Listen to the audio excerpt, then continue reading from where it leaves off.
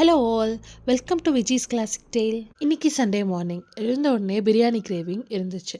So quick and simple chicken dum biryani செஞ்சோம்.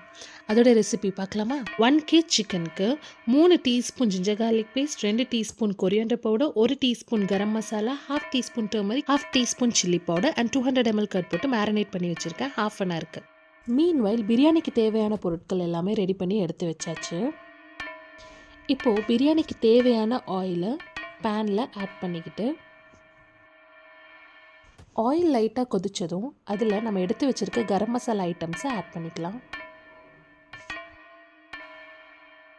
கொஞ்சம் பொரிஞ்சதும் நான் 4 பெரிய வெங்காயத்தை சாப் பண்ணி இதில் ஆட் பண்ணுறேன்.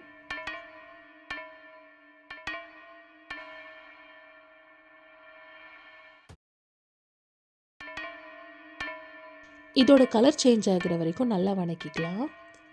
இந்த அளவுக்கு வந்த உடனே 6 டொமேட்டோஸை சாப் பண்ணி ஆட் பண்ணியிருக்கேன்.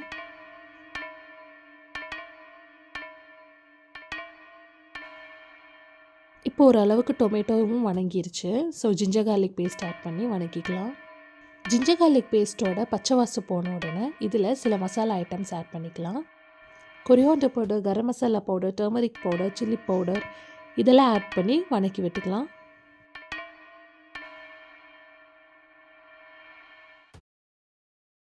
இப்போது இதில் சாப்டு கொத்தமல்லி அண்ட் புதினா இலையை ஆட் பண்ணிக்கலாம்.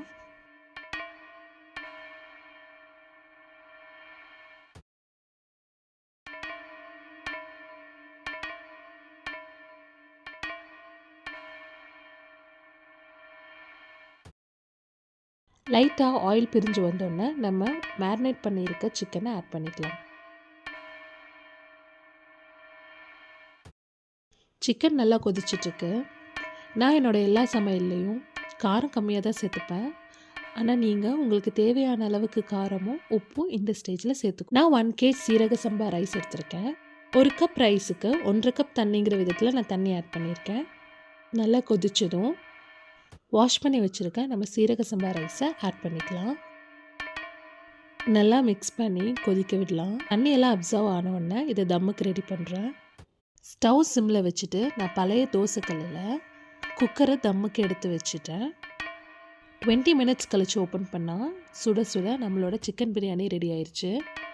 பிரியாணி எப்போவுமே தம் வச்சு செய்யும்போது உதிரி உதிரியாகவும் அடிப்பிடிக்காமையும் வரும். இன்றைக்கி எனக்கு பிரியாணி அப்படி தான் நல்லா வந்துருந்துச்சு. நான் கூடவே சில்லி சிக்கனும் எக் கிரேவி அண்ட் ரைத்தா வச்சுருந்தேன். வாங்க சாப்பிட்லாம். இந்த மாதிரி நல்ல ரெசிபீஸ்க்கு நம்ம சேனலை சப்ஸ்கிரைப் பண்ணுங்கள். அண்ட் தேங்க்யூ ஃபார் வாட்சிங் திஸ் வீடியோ.